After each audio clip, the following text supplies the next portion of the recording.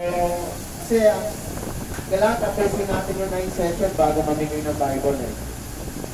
Pero malang yun, baka abutan nyo naman po. Okay? So yung bababa, hindi ko makapitiyak kung aabutan kayo ng Bible. Ha? Pero lahat po, mabibigyan ang pagkatapos po tayo ng 9 session ng tuklasin. Sige po. Ang title ko ngayon ay Hulog ng Langit. Okay, kasabihan lang po ito mga kapatid ha. So basahin po natin yung page 31. Sabay-sabay po tayo. Noong ika-18 ng siglo o century po ito ha. May grupo ng mga Kristiyano na tinatawag na Moravian.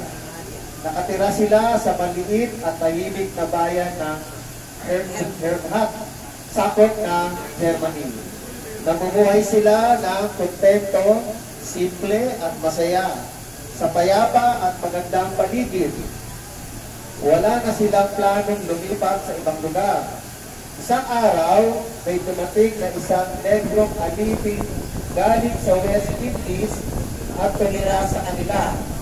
Nag-usap ang negro sa mga Moravians na puntahan ang lugar niya upang maibahagi sa mga kasamahan niya alipin at tungkol kay Kristo. Subalit ang kailangan nilang gawin upang madala ang mga alipin kay Kristo ay mamuhay ng katulad nila bilang mga alipin. Ang iwanan ang maayos at matiwasay na kalagayan upang mamuhay bilang alipin ay nagpapakita ng tunay na pag-ibig. Kaya noong ika-19 na siglo, 19th century, nagpadala ang mga Moravian ng kanilang mga unang misyonero. Sa kabila ng mga paghihirap at peligro ng kamatayan, nagpatuloy ang mga misyonero sa pangangaral ng Ebanghelyo upang madala ang mga tao kay Kristo. Paano nahalintulad ang kasaysayan ni Jesus sa ginawa ng misyonerong Moravian? Paano nahalintulad ang kalagayan ng mga tao na wala kay Kristo sa kalagayan ng alipin? Next page, page 32. Okay, so dito mayroon po tatlong klase ng talata. Colossians chapter 1 verse 15 to 17.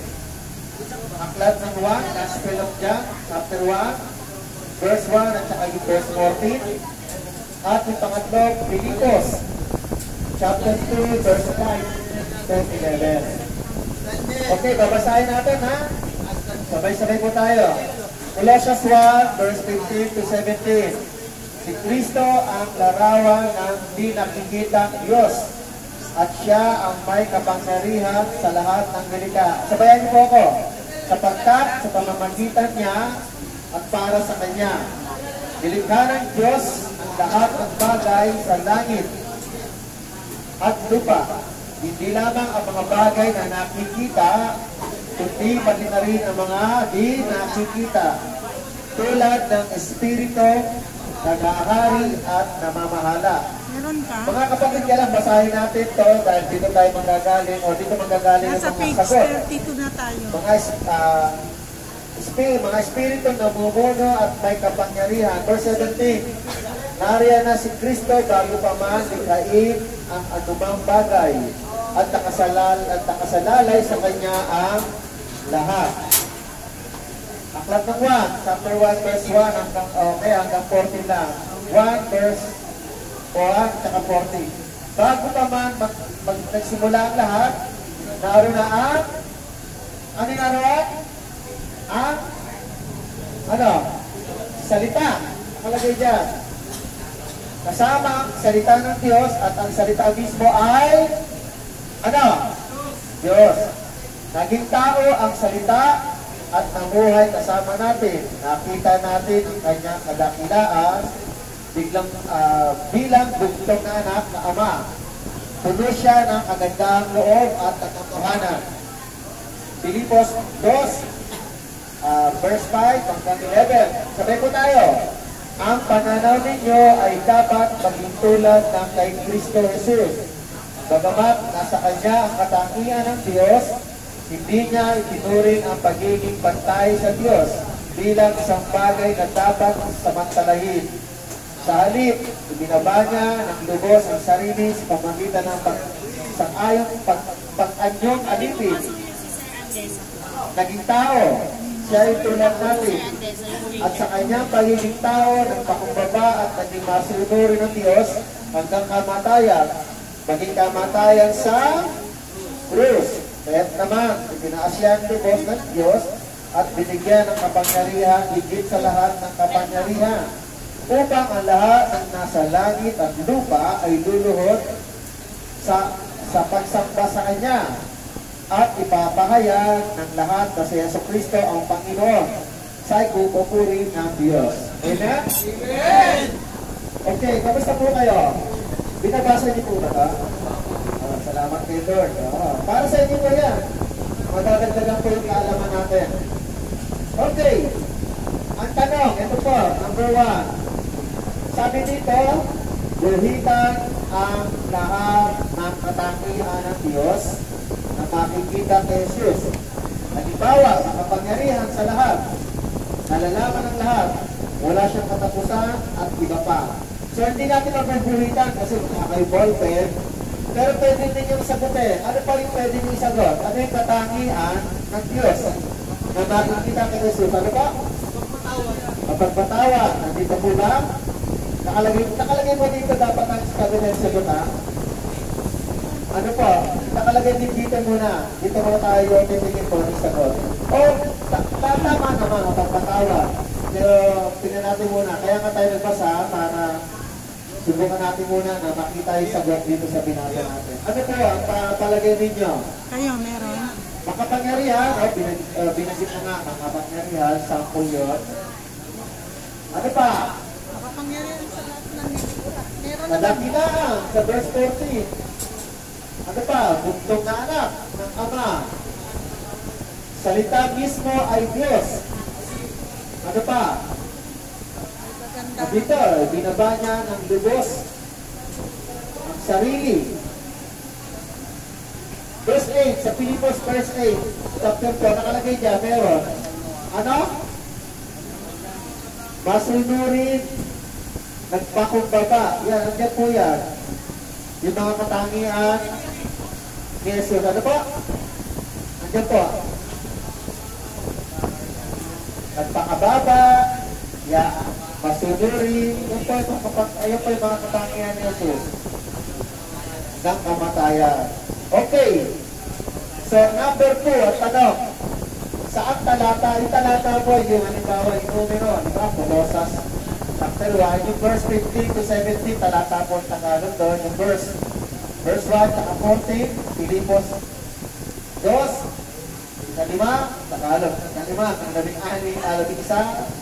talata po tawag doon, verse 1, English. Sabi nito, saan talata ang patunay na si Jesucristo ay nandiyan pa, bago pa man siya nagkatawang tao. Sa talata po daw, anong talata? Makikita. Sige po, binasa natin. Ha? Meron kayo. Yung talata po, anong talata? Wala ka nito. Ano aklat? Colossus po ba? 1 o Pilipos? 1. Ano po sa 1? Ang nakalagay sa 1? Saan ba na? O, verse 1 daw. Bago pa man nagsimula ang lahat, nakuha na ang salita. Kasama ang salita ng Diyos at ang salita mismo ay Diyos. Okay, bago pa man, tama, bago pa man nagsimula ang lahat. Bago pa man nagsimula ang lahat, naroon na ang Panginoon. Siya yung salita at ang salita mismo ay ang Diyos, sabi dito. Okay, sa talata 1, no? Nakuha niyo Aklat ng yung 1, sagot. verse 1, chapter 1, verse 1. Number 3, tanong natin. Ang Pilipos chapter 2 naman, verse 5 to 11. Doon naman siya mahanapin yung sagot. Paano? Ituturing ni Jesus ang kanyang pagka-Diyos. Doon natin hahanapin yung sagot. Paano? Ituturing ni Jesus ang kanyang pagka-Diyos. Mga kababaihan, paano po? Paano ituturing ng Diyos? Sa last paragraph ang sagot. Paano tinuring ni Jesus ang kanyang pagka-Diyos? Okay? Ano ba? Upang ang lahat Hindi yun. Kung paano niya Paano tinuring niya sa kanyang pagka-Diyos? Nandoon, andito, sa talatang sa last Paano paragraph ang tinuring? sagot. Parang medyo mahirap ang sagot, pero Sa paano bandang tinuring? una lang na Tinuring verses. ni Jesus ang kanyang Sa pagka-Diyos. first 2 verses, nandyan yan. Sa chapter 2, verse 5 to 11, ha?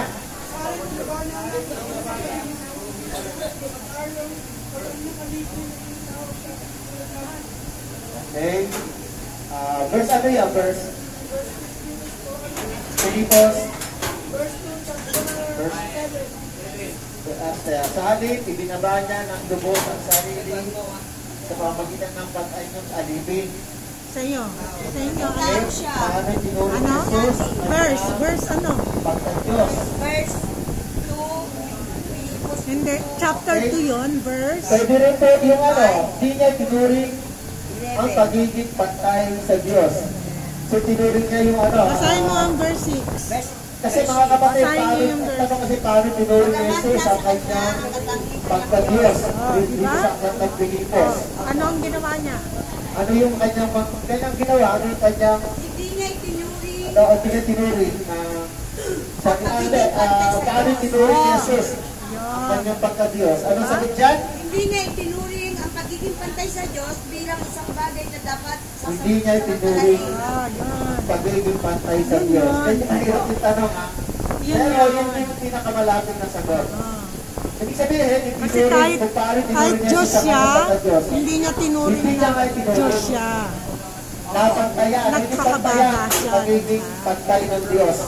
Tandaan po natin si Kristo po ay bumaba galing langit. Then dumaan po siya sa proseso ng pagkatao. Kailangan panganak. Pero si Kristo po ay hindi gawa sa kanabok. Tayo lang ang gawa sa kanabok. Amen? Si Kristo po, nasa piyena, bago pa nagsalit si Jose at si Maria. At tandaan natin, hindi po sila nagsalit na dalawa para mabuo si Jesus. Buo na po si Jesus, ipinanganak siya sa pamamagitan ng banal na Espiritu. Dahil si Jose ay nakasal na siya kay Maria, nakalagay sa Mateo 1 verse 25. Sabi sa Mateo 1 verse 25, hindi na ipagtalik si Jose kay Maria hanggang may silang si Jesus. Kaya after ni Jesus may silang, siyempre magkasawa sila, nagkaanak po sila. Sa Mateo 13 verse 55, may kapatid pa si Kristo. Ang kapatid ni Kristo ay sila Joseph, si James, si Simon, meron pa yata pangalan ko, Judas. Pero yung Judas kasi pangkaraniwang pangalan, kaya marami nagkakapare-pareho. Kaya mga kapatid, si Kristo po ay hindi gawa sa tao, hindi po siya gawa sa alabok, tayo lang po. Kaya nga, bumaba siya, pero hindi niya tinuring ang sarili niya na kapatay ng Diyos Ama. Kasi anak siya ng Diyos amen? Anak siya ng Diyos. Kaya, hinubad niya po yun. Sa ibang talata, sa Filipos chapter 2, verse 5 to 11, yung Bible namin, ang nakalagay doon, basahin ko lang yung Bible namin kasi mismo yung translation ng Bible sa Tagalog, magkakaiba. Basahin ko lang po yung Filipos chapter 2, verse 5. Ito yung sinasabi naman. Ay, kaya lang, ano pala ito, magandang balita. Tingnan mo lang magandang balita. Hindi ko alam kung magandang balita ang ginamit dito. Pero tingnan natin. Filipos chapter 2, pareho lang. 5 verse 11.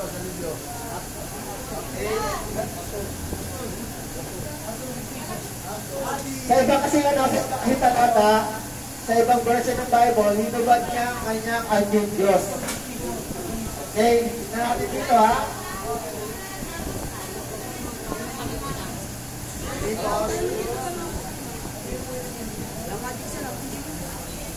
Naway, verse 5, naway, magkaroon kayo ng kaisipan na tulad na kay Kristo Jesus. Tapos verse 6, kahit taglay niya ang kaligtasan ng Diyos, hindi niya ipinagpilitan manatiling kapantay ng Diyos. Sabi dito, taglay niya. Ibig sabihin, yung dinaanyo niya. Kaya lang hinubad niya po yun, katawang tao po siya. Sa halip, kusa niya, binitawan ang pagiging kapantay ng Diyos at nabuhay ng isang alipin Pinanap siya bilang tao at nang siya'y maging tao, nagpakumbaba siya at naging masunurin hanggang kamatayan, maging ito man ay kamatayan sa krus. Kaya kapatid, mga kapatid sa Panginoon, ang nature ni Jesus, Jesus is the Son of God, galing sa langit, kaya lang kailangan dumaan sa proseso na ipanganak para matupad yung kautusan. Sabi sa kautusan, Isaiah 7 verse 14, ipanganganak daw ang Mesiyas, o kung tawagin ay Kristo o Emmanuel, ang isang birhen. Yun nga po yun, na si Maria. Kaya po, may unusual Diyos.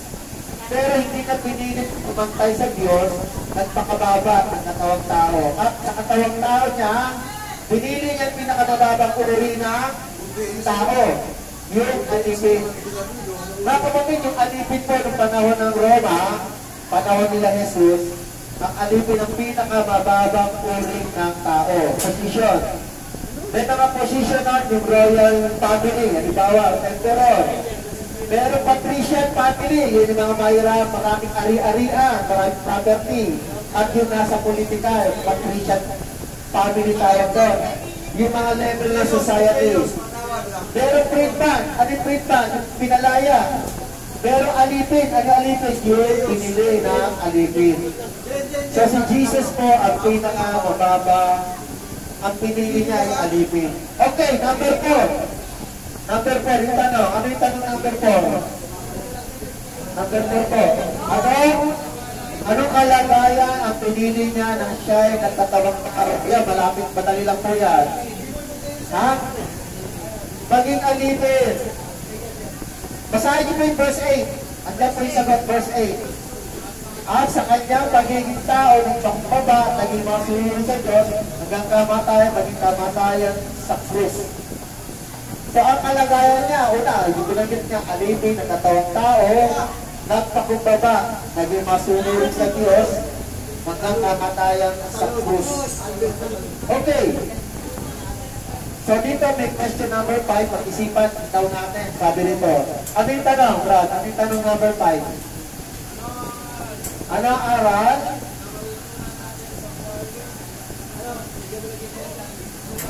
Ano ang aral na matututunan natin? Aralin ito upang matalakay sa grupo. Halimbawa, meron po kayong grouping. Ano ang aral na matututunan natin sa buhay na pinakita ni Jesus? Halimbawa, may grouping kayo. Dapat may grouping kayo eh. 71 kayo. Dapat may grouping kayo. Halimbawa, 10-10. Tingin niyo ba kung 10-10, kaya ninyo mag-grupo? 7 grupo yun. O kaya, 7 member. Pag 7 member, 10 grupo yun. Dapat nag-usap-usap kayo, mga kapatid. Nagtutulungan kayo, nagtatanungan kayo tungkol sa Panginoon. Mas maganda pag-usapan ang Panginoon kaysa politika. Mas maganda pag-usapan ang Panginoon kaysa artista, sa mga celebrity.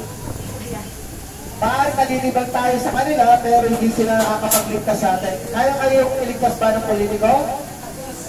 Hindi. Kaya kayo iligtas sa mga artista? Pero ang Panginoon, kaya kayo iligtas? Ha? Amen. May magagawang Diyos kaysa mga taong artista at politiko. Wala silang magagawa sa inyo. Ang Diyos ang bigit na makapangyarihan. Kaya nga dapat, pinagtutulungan ninyo pag-usapan ang Panginoon. Ngayon, tanungin ko lang po kayo. Sa palagay po ninyo, ano yung aral na matututunan natin sa buhay na pinakita ni Jesus? Sa mga babae po, mga babae, ano po yung matutunan ninyo? Ilan na lang kayo? Okay, 3 kayo po. Sige po. Ilan? Ano yung maaari natutunan ninyo? Sa buhay. Sige, pag-isipan ninyo. Sa mga lalaki? Pagpakumbaba. Yan, tama po yun. Pagpakumbaba. Kayo po, dito. Kayo po. Sige. Kaya lang, binisip mo naman yata. Kayo po, ano po yung matutunan ninyo? Meron po ba? Baka naman ayaw na yung matuto. Maging masunurin. Tulad ni Jesus. Pwede natin gawin yung katangian ng Ano? Diyos. Ang kababaihan. Ano po? Yung katangian po ng Diyos, pwede po namin isabuhay. Ano po? Example. Ano yung katangian ng Diyos? Ano yung example ng katangian ng Diyos? Masinuri. Masunurin sa Hindi gumagawa Panginoon. ng kasalanan. Ano? Hindi po gumagawa ng kasalanan. Gumagawa ng kasalanan. Okay? Sige po, marami po patututunan, mga kalalakihan. Kayo, Abraham, ikaw. Pagpatawad. Nakalagay ba dito pagpatawad? Parang wala. Although nagpapatawad ng Panginoon, pero dito kasi wala. Pero tama naman, kay Brad, kayo po, Magsamba. samba sa Panginoon. Opo. Okay? Ano pa? Dito lang yung mga pinag-aralan natin. Colosas, Aklat ng Juan, tsaka Pilipos. Magpakumbaba, okay. Nabanggit na rin kanina, pero tama po yun. Ano pa? Ha? Ano? Ha?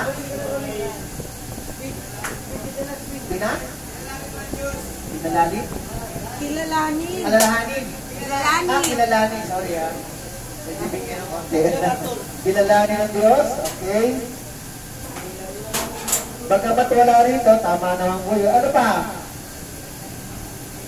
Ikaw, Brad. Kayo.